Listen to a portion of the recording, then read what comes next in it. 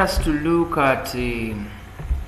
to look at the socio-economic changes that were brought in Indonesia due to the Dutch rule. The Dutch colonization of Indonesia had a profound impact on this country's socio-economic landscape. One of the significant changes was the introduction of culture system. Introduction of the culture system, which required villages to set aside 1/5 of their cultivatable land for production of export crops like coffee, sugar, tobacco.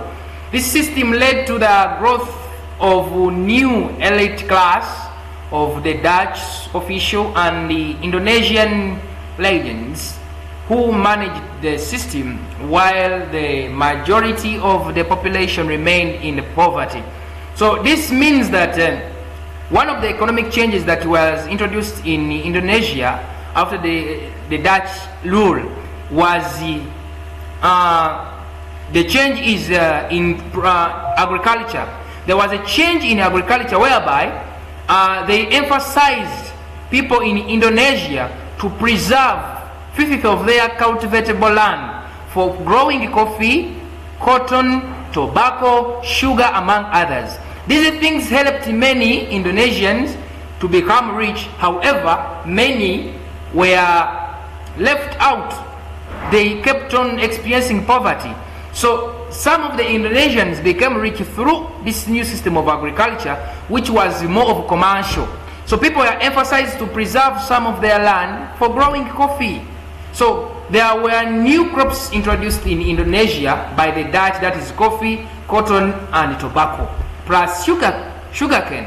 So this helped many Indonesians to change their lifestyle. However, some of them remained poor. Because their land, at the end of the day, some of them lost their land to those who could participate, those who could grow. Some of them lost their land to the Dutch government. So it changed some of people's lives. However, cases of poverty were still alarming in Indonesia. Some of the Indonesians lost their land. Some of the Indonesians remained poor. Remember, these are long-term crops. Coffee takes years.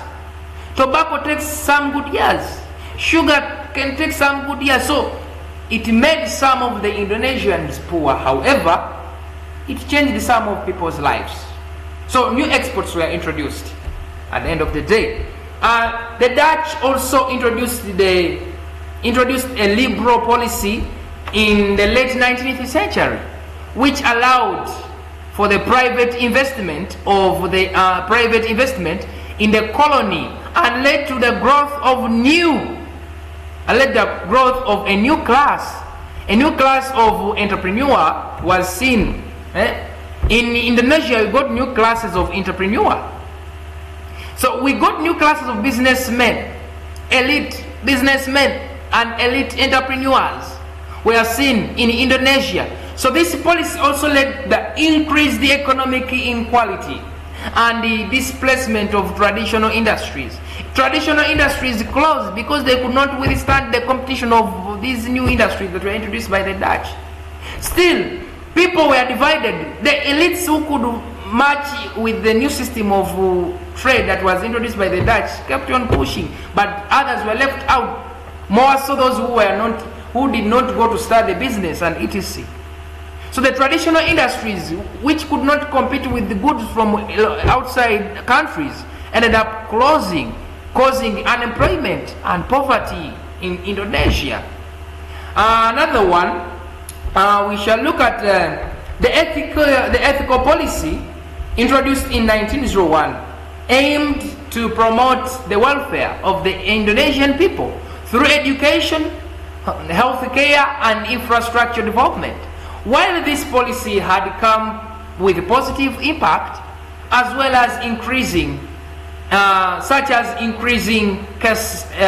cases of education,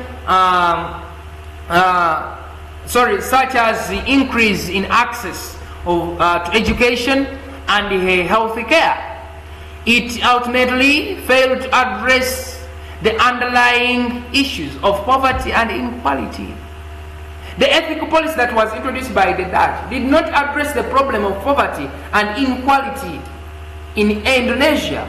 Still, the cases of inequality were there and the poverty kept on increasing day by day. But the ethical policy was instead favoring the Dutch, not the Indonesians. Lastly, the Dutch colonization also led to significant demographic changes. There was demographic changes in Indonesia, including the growth of urban centers and the migration of people from rural areas to cities. People began to migrate, looking for the areas of survival. People left the villages to come to town, thinking that in towns there is civilization, there is something, they can go there and they do something which can change their lives. So this led to the growth of new urban elite and the development of modern Indonesian identity. So people left the villages and they came to town, just like the case in Uganda. People left their villages and now they are in town. Why? In villages there is no civilization, there is nothing that can help them to survive. So they thought that, people think that in towns or cities there is something which can change their lives. So these are some of the socio-economic changes in Indonesia due to the Dutch rule. Though there are many, I beg to stop here. Have a good day.